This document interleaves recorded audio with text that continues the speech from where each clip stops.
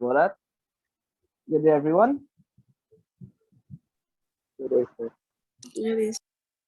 Right. So today we're going to take a look at electromagnetic waves as we have as we completed our search on the sound waves, right? So we already completed sound waves. So now we're going to take a look at electromagnetic waves, also known as light waves. So we would call this as well light waves.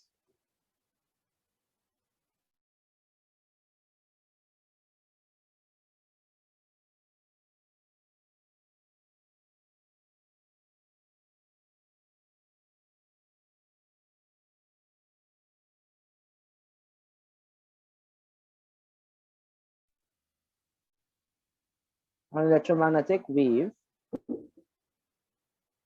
is a group of transverse waves, and this is important, transverse waves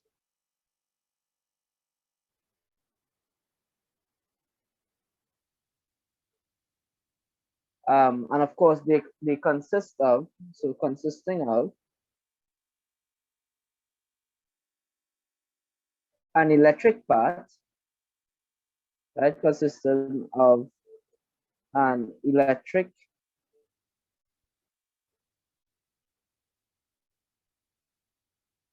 and a magnetic field.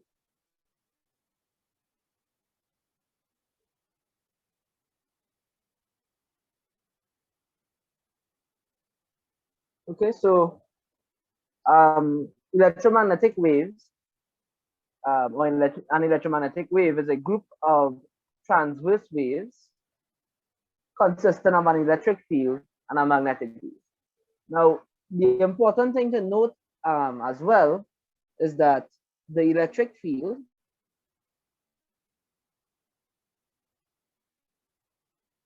so we already know that what a transverse wave is, right? So a transverse wave is one that it is perpendicular to the propagation displacement is perpendicular.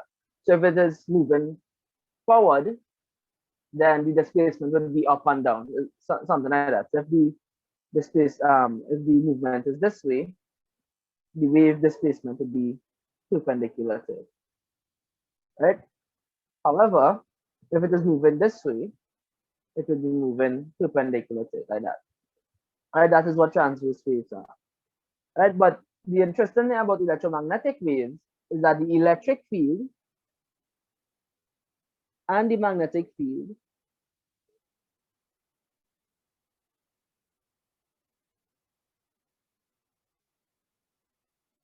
are also perpendicular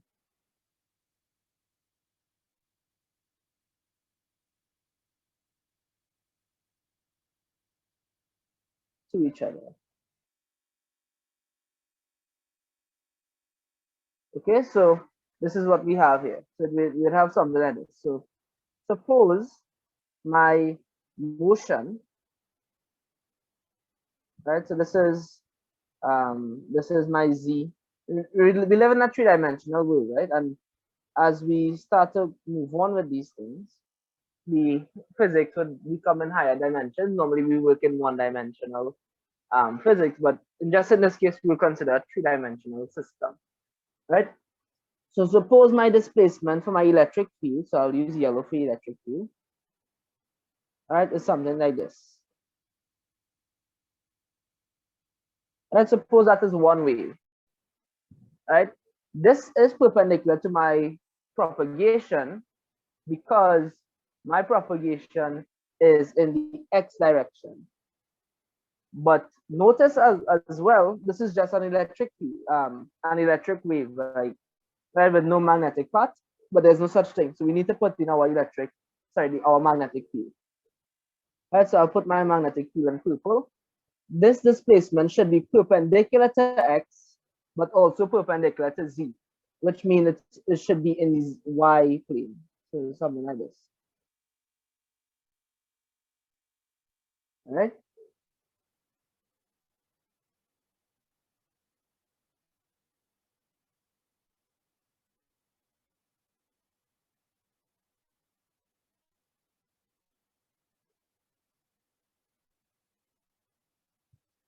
So notice that this right here is perpendicular. This right here is perpendicular.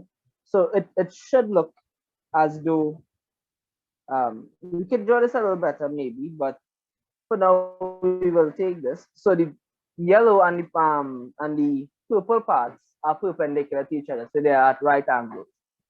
Right, so don't mistake this for a two-dimensional wave that does something like this and it's completely out of phase. That is different. Right, these waves are completely out of phase and they will cancel each other, but the magnetic field and the electric field are not in the same plane. They are in different planes. Right, they are perpendicular to each other, but they are both moving along the x direction. Right, so that means they are transverse waves in their own each respective part. Okay, so we're going to talk about some properties of electromagnetic waves. So general properties.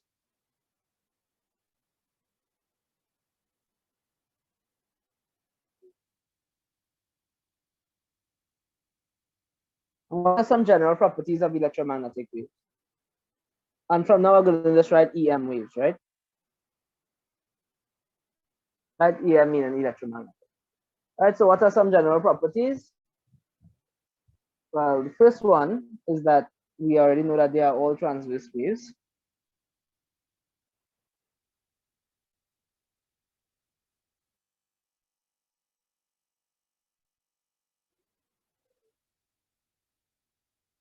Right, what's our next property?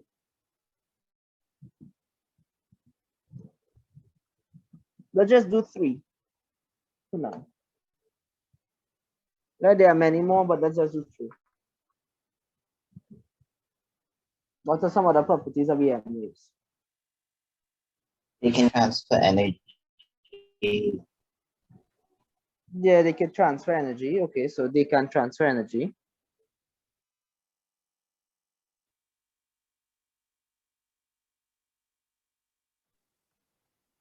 Right. Any others? They could travel through a vacuum. They could travel through a vacuum.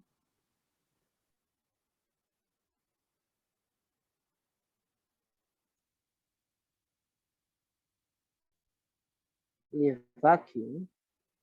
And what does traveling through a vacuum mean? What does it imply?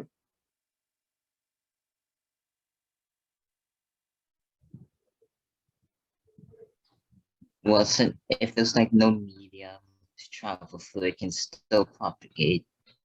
Very good. So it doesn't require a medium to propagate, right?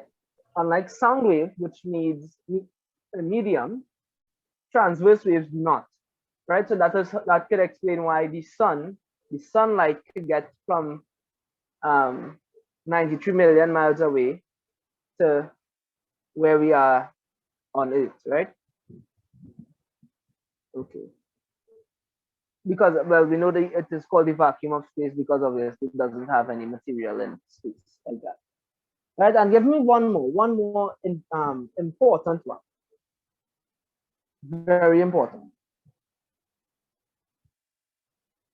In fact, it's one of the most important properties of electromagnetic waves. Right, so I will give it, don't worry. The all travel at the speed of light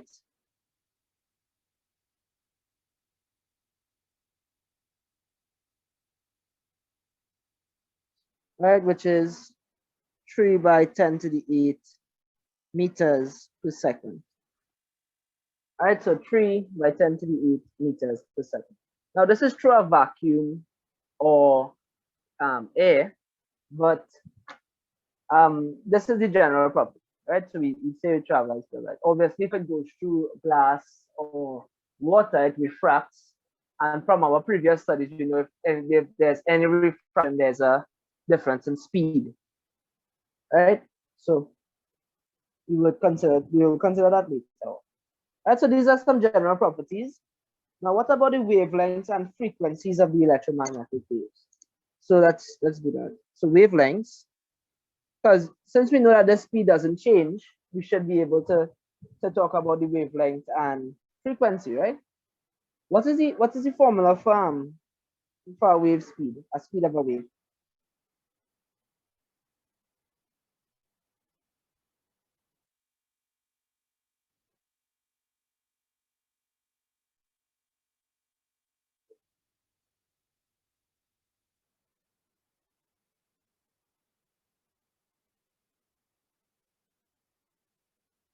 What is the formula for velocity of a wave?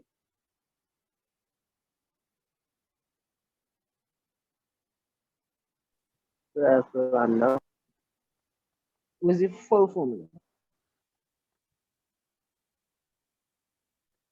What is F lambda? Frequency. No. The velocity is equal to the frequency times the wavelength. Right? V is equal to F lambda. And this formula is very important. Right? Try your best to remember it. Velocity is equal to the frequency times the wavelength. Okay? Right. So we know that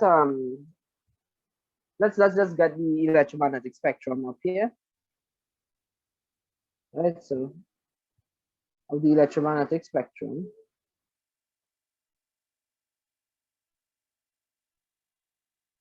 Okay, so let's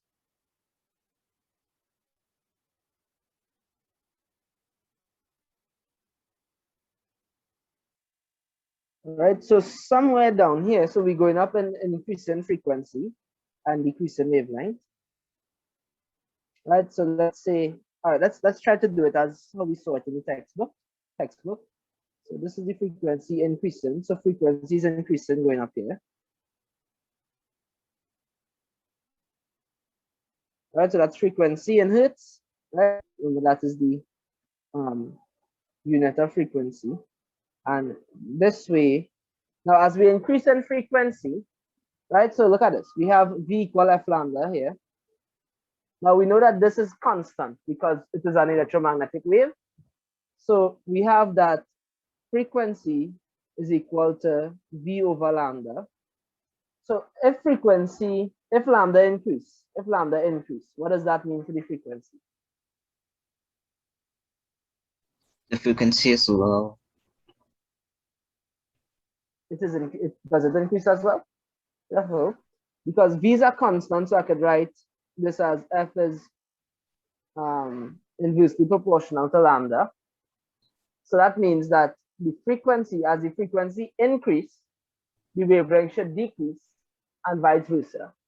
Right? If the wavelength increase, the frequency should decrease. Right? So that's an important note for you all to take. Right? Especially for the speed of dealing with these waves and all of that. Right? Remember the velocity of light is constant. Speed of light is constant. So together they make up the electromagnetic spectrum. Okay, so let's see. So here we have like 10 to the 5. Yeah, so 10 to the 5. Then we have 10 to the 7, 10 to the 9, 10 to the 11, 10 to the 13, 10 to the 15, 10 to the 17, and then 10 to the 19. All right, and as the wavelengths, we have 10 to the minus 13, 10 to the minus 11,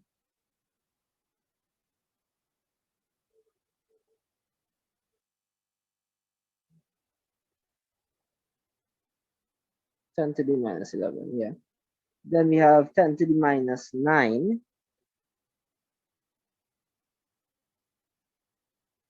and somewhere around here we have 10 to the minus 7. All right, 10 to the minus 5. We have 10 to the minus 3. 10 to the minus 1. We have 10 to the 1. And then 10 to the 3. All right, so this is wavelength in meters. meters. Okay, so what we have is gamma rays. So gamma rays, so let's see, so right about here. So this whole thing is gamma rays here.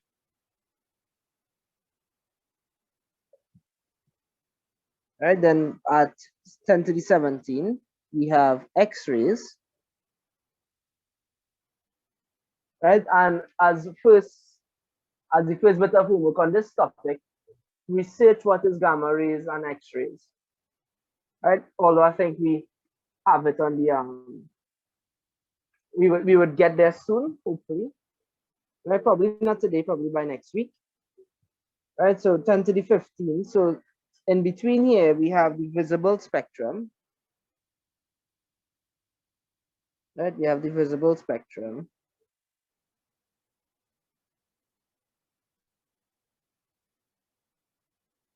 Right, so that is the visible spectrum there. But right before that, we have the UV rays. And right after that, we have the infrared rays. So I'll just write IR.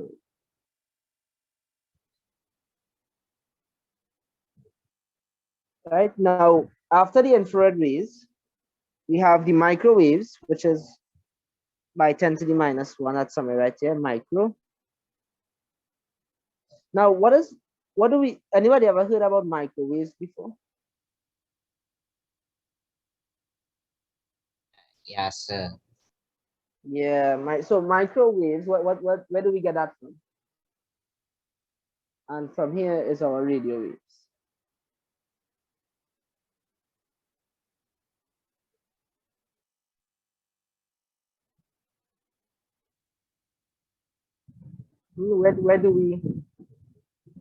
Where do we hear about the same microwaves?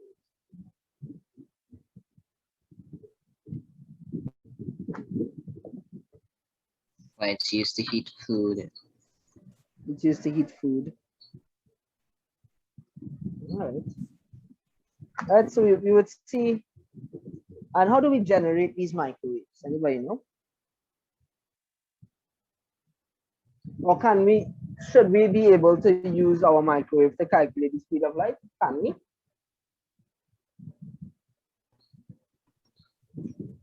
Can we use our microwave to calculate the speed of light?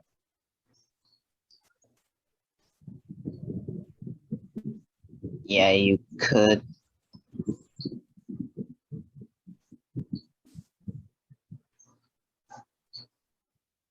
Yes, you can.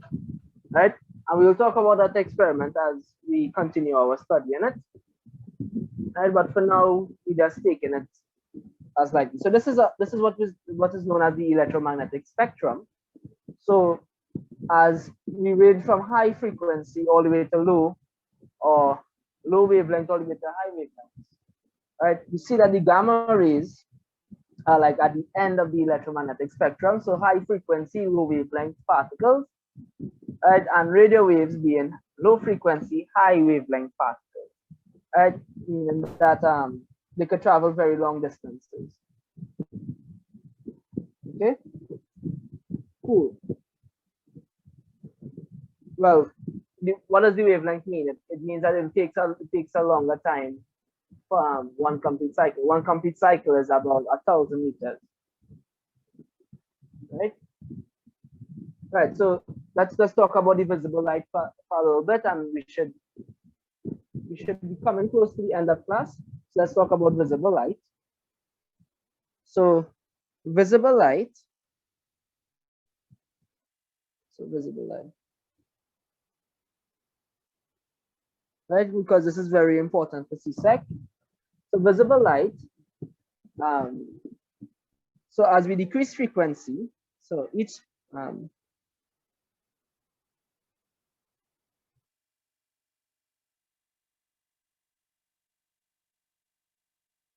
right, what do I mean by that? Well, notice we start at like about 10 to the 15, and we go all the way down to 10 to the, well, probably by 10 to the 14, we're not really touching 10 to the 13 yet, right? um,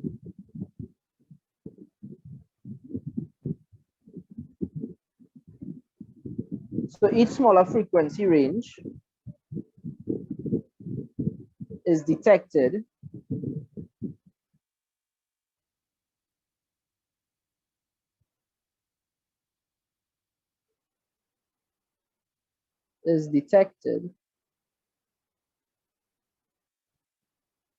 as a different color,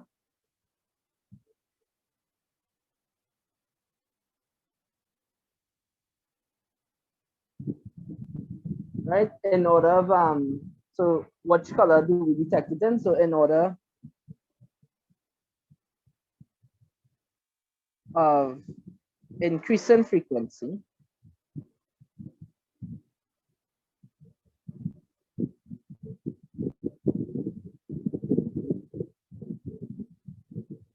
right? These colors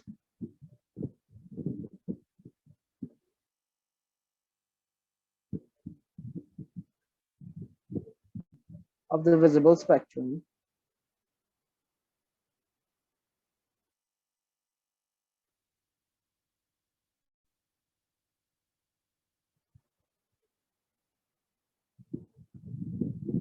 are now what are the colors?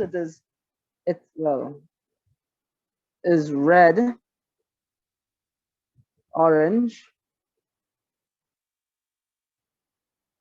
yellow, green, right? Blue, indigo, and then we have violet. Um, just as an extra discussion, did you know that a lot of people have trouble seeing the color violet? Right? Because the frequency is so close to the end that we don't really see it. You'll see more of a kind of bluish color or an indigo kind of color. Anyway, right? So um, people seem to remember these by recalling Roy G. Biv, right? Roy G. Biv,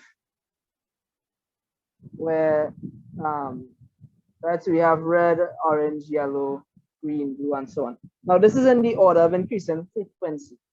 So the lowest frequency light is red, where the highest frequency light is, whereas the highest frequency light is violet.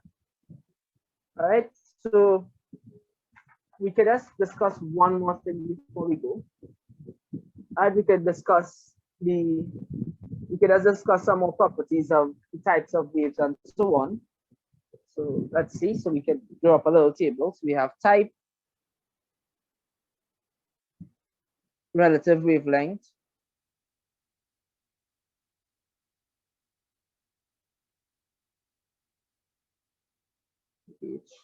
and we have produced by.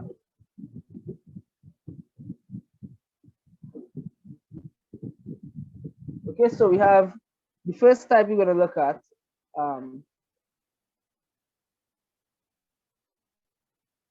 Now radio waves, right? Radio, and the relative wavelength, remember we say that is a long wavelength. So we have something like this. I don't know who it is produced by, so we have radio transmitters,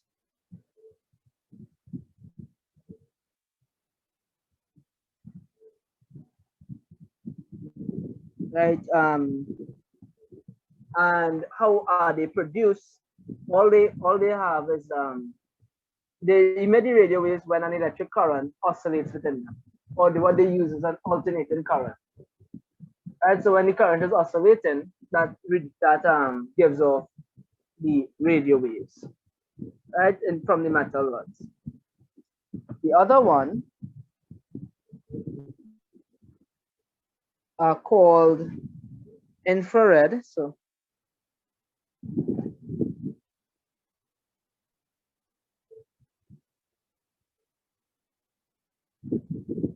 Infrared, this one is a little bit shorter than the radio. Right, a little bit shorter. So it will have more complete cycles. And how is this produced? Well, all bodies produce it. All bodies above absolute zero, right? Above 0 Kelvin, or as we know, um, above negative 273 degrees, well, 273 degrees Celsius. Right, so all bodies above absolute zero produce it. So you are actually producing infrared rays right now, right? And that is kind of the secret behind how we could get the temperature from your body with this whole pandemic situation using um, the temperature gun. Right, we don't need to touch you to get the temperature. Right, then we have visible light. Right, visible light.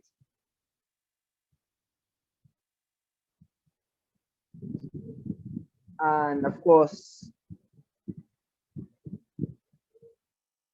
right, okay, let's write that in here. These are shorter wavelengths.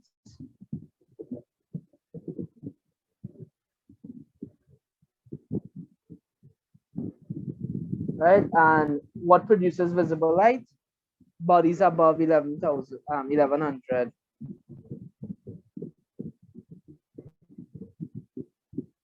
1100 degrees Celsius. Right, so ultraviolet light is our next one. Let's just finish this quickly. So ultraviolet light.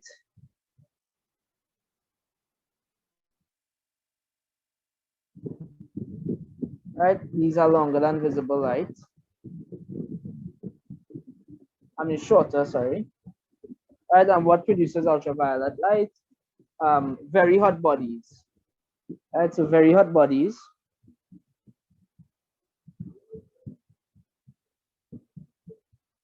Right, such as the sun. So, for example, the sun.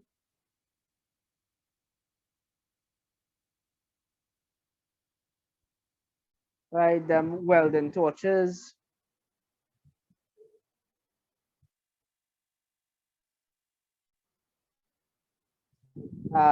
Lightning and so on, right?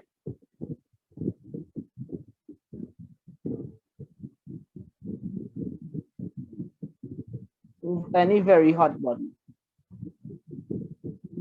And the last one is X and gamma rays, right? So X and gamma rays.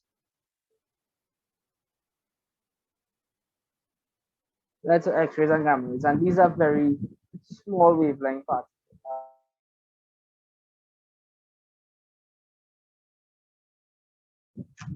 So these are high-speed electrons. So X rays are high-speed electrons. Right, so I guess I kind of take away some of the homework there.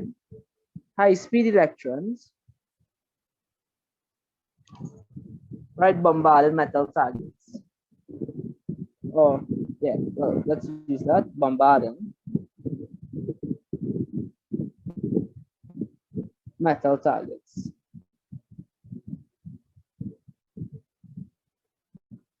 Right, the gamma rays, however, the changes in unstable nuclei, right, which we will see more about when we start to do radioactivity.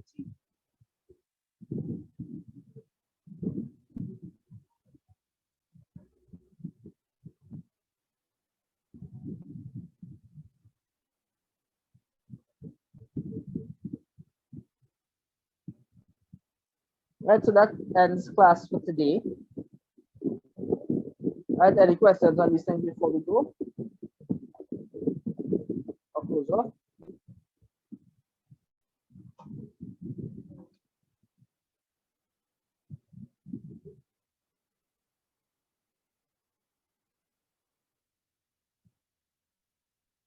All right, so that's it for today, guys. Thanks for coming. And we'll see each other in the next video. Okay. Bye, sir.